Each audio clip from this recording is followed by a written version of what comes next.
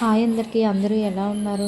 మనసుంటే మార్గం ఉంటది కదండీ! ఈ మాట ఎందుకన్నానో నేను ఇదే వీడియోలో లాస్ట్‌లో చెప్తాను చూడండి.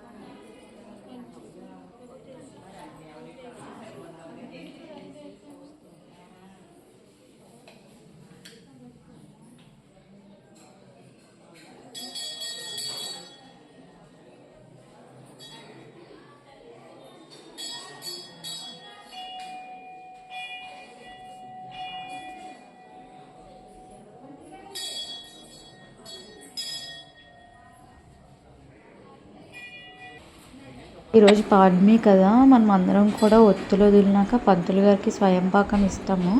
మాది అయిపోయాక యాక్చువల్గా నేను వేరే గుడికి వెళ్దాం అనుకున్నాను. మా ఇంటి దగ్గర కొత్తగా కట్టారు, కానీ స్వయంపాకం ఇవ్వాలని చెప్పేసి ఈ గుడికి అయితే వచ్చాము. ఈ గుడి అయితే నా చిన్నప్పటి నుంచి ఉంది, అంటే నేను పుట్టక ముందు నుంచే ఉండొచ్చు. కాకపోతే మేము ఏదైనా సరే ఫస్ట్ శివాలయం అంటే ఇక్కడికే వస్తాం.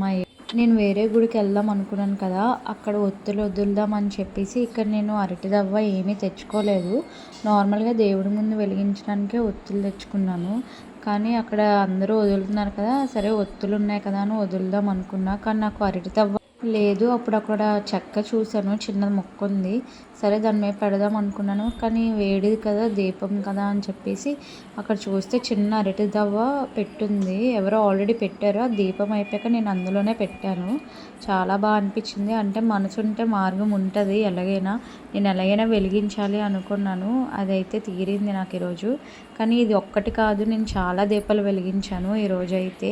వేరే గుడి అని చెప్పాను కదా, అక్కడికి కూడా వెళ్ళాను. ఆ వీడియో కూడా పెడతాను, అది పార్ట్ 2లో వస్తుంది. ఇంక ఈ గుడిలో అందరూ వచ్చి స్వయంపాకం అవి ఇచ్చారు కదా, అవన్నీ అసలు ఖాళీ లేదు ఈరోజు అయితే గుడి.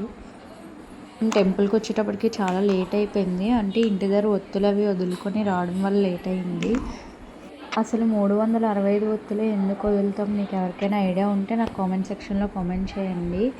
నాకు తెలిసినంత వరకు అయితే మనం ఈ 1 ఇయర్ ఏదో ఒక రోజు మిస్ చేస్తాం పూజ చేయడం కానీ ఏదైనా.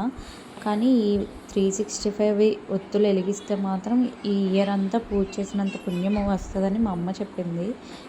ఇంకా గుడిలో అయితే అందరూ ఆంటీ వాళ్ళు తాంబూలం ఇవ్వడానికి వెతుక్కుంటున్నారు అందరినీ. ఇంకా మా అమ్మకు కూడా ఇచ్చారు ఒక 2-3. తర్వాత నేను వెలిగించిన దీపంని మా అమ్మకు చూపిస్తున్నాను, ఎందుకంటే అప్పటికి అమ్మ రాలేదు. నేనే ముందే వదిలేసాను. ఇంక నేను వెలిగించాను అని చెప్తుంటే అక్కడ ఆంటీ వాళ్ళు కూడా చూసి నవ్వుతున్నారు. అంటే చిన్న పిల్లలా చెప్తున్నాననేసి. ఇంక అక్కడ సూర్యకిరణాలు చూడండి ఎంత వస్తుందో. మా డ్యాడీ ఎప్పుడు చెప్తుండేవారు సూర్యదేవుడికి దండం పెట్టుకోవాలి చాలా మంచిది అని చెప్పేసి. కానీ నేను ఎప్పుడు పెట్టుకునేదాన్ని కాదు. ఇంక ఇవైతే నవగ్రహాలు. ప్రతి శివాలయంలో కూడా ఉంటాయి ఇవైతే నవగ్రహాలు. ఇంకా సూర్యదేవునికి అయితే నేను దండం పెట్టుకున్నాను.